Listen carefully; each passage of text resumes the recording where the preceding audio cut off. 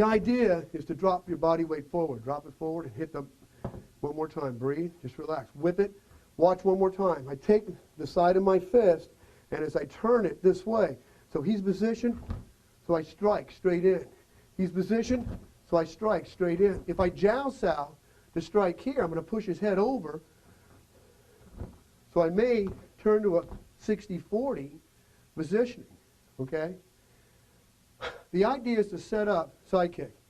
Bill Sal parry, come right back up. One more time. He kicks. Bill Sal parry, come right back up. Coming up from Seattle. He kicks. So I'm hitting Seattle to vary my energy. Okay? If I have unmatching leads, he roundhouses, parry's made, I kick right to the oblique because what I've done is I've caught off the rear Wong Pak and then parried over. Roundhouse. Movement will happen. That was very smooth because the kick actually was almost fluke. What happened was just then, let me have your leg. When I hit almost on a Quinn Sal, which was on the outside hand, instead of Wong Paking it, and then I slightly, automatically, the hand came down. Roundhouse, that's what I'm looking for. Okay, roundhouse, that's what I'm looking for. Roundhouse, that's what I'm looking for. Because when the roundhouse comes in, the roundhouse is being, a lot of power is coming in, and I have to react off the movement. How does this work? You sparred this person for a couple of minutes. This is when you use to practice the art of Jeet Kune Do. And in the roundhouse process, you've taken these moves. Side kick, parry's made. I'm now over here. I drop back over. So you maneuver yourself in timing and positioning. Timing when you strike. Positioning when you hit, sir. Positioning when you hit. I didn't say that. Bruce Lee did. So it's not just knowing, having the willingness. The applying and doing that truly matters, sir. It's applying and doing that truly matters. I didn't say that. Bruce Lee did. Remember what he said. Do not run away. Let go. Do not seek, for it'll find you when you least expect it. He said once you learned HIA, which is getting your footwork to react into the energy, he said just disregard it, throw it away. So I'm not looking for HIA. What am I looking for? PIA.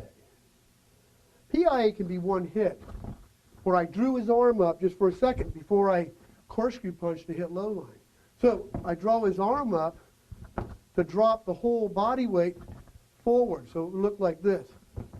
Okay, and in the process of that, you can hit with a pretty good hit. Got it? It's called the corkscrew punch. As I lock it out, I'm torquing to a 60-40 position. That's one hit with PIA.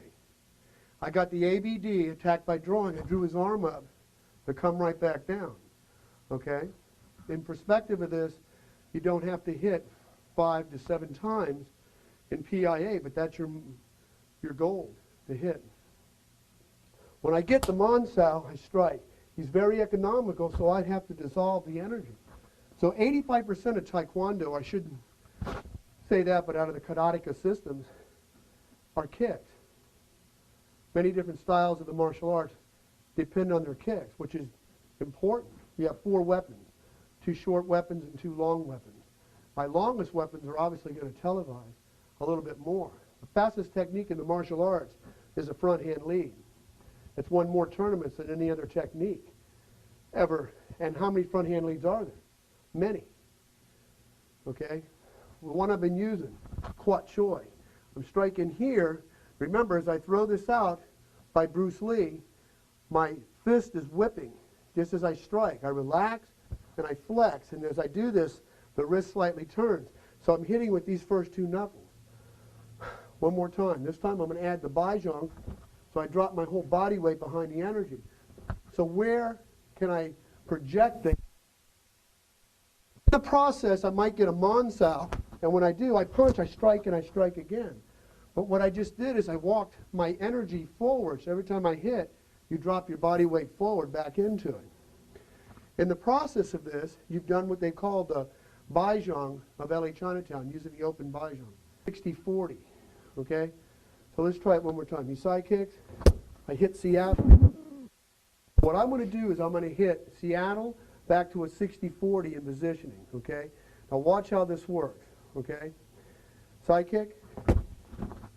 So just as I turn back to a 60-40, I've set this up to take the person to the ground because I've positioned my leg to attack this side. Now that may work better for you, the way of no way. You might work it better off of one side than the other. It's not me taking a piece of this or a piece of that and pouring it in. Jeet Kune Do is an elimination. So what I'm saying is that you need to learn the footwork, the hand positioning, what was taught, put that to truth, magnify that repeatedly through your drill work. And there's so many drills, it's incredible, to absorb what is useful. How can you absorb what is useful if you don't know the Ching Wu positioning? Ching Wu, he punches me in the face, that's where I push, pull. Ching Wu, okay? The energy of the push-pull, okay? He punches, and as I do the triangular footwork, as I step in here, I pull neck to a Man Ching Sao energy. There's many Man Ching Sao. Spinning elbow, okay? Spinning elbow. So I come around to the Tong Sao. The Man Ching Sao is reversed now, the reverse Man Ching Sao, so I can drive my knee up, whether I kick to the groin, but I'm driving it back. What I want to do is get his head over his spine. At that point, I have slight control. The essence of the martial arts is not of violence, but a control of oneself. So if the essence of the martial arts is control, the essence of fighting is the art of moving, then my footwork, through control, has got to maneuver. So just because he's in a certain position doesn't mean he's not set up. The fight's not over. You want to be water. Water can flow or crash. Be water, my friend. What he meant by that is running water never grows stale. It just keeps on flowing. So we adapt ourselves through our blocks to the opponent's movement. He punches me in the face. He's checking. He wants to check. He's going to punch and then side kick. He punches, side kick comes in. He's throwing check energy. So at that point, I want to check. So for me to check, punch, into a counter check is my opponent's adjustment in countering an offensive move. In countering an offensive move, kick. He's making my opponent yield to my movement. Okay? That's Jeet Kune Do. Being able to adapt yourself through your blocks to your opponent's energy. And the idea of this, he roundhouses, I take the movement and I react off. So I hit Seattle, back to LA Chinatown. Watch where he comes in, okay? He's going to roundhouse. As the kick comes in, you see how his body weight landed closer to me? So I take advantage of that principle of the physical adaptability. So the offense and the defense become one with each other's energy. The offense and defense, the yin and yang of the martial arts is mind and body. The mind has got to control the energy. See, so that adrenaline sac's going to open for two different reasons. Okay? One out of anger, one out of fear. You must learn to control the movement. Therefore, we take the adrenaline, turn it into anger, and then control the anger. There are so many sensitivity drills. You got to know sticking hands. That's when your hands stay together on movement. You have to know sticky hands. Sticky hands is when I attack, he attacks, he comes down, I come low, he comes low, I come high. He comes over here, I rake, came right across with solid G. So your ability to adapt is what we're talking about to the other practitioner's energy. Okay? One more time. He roundhouses.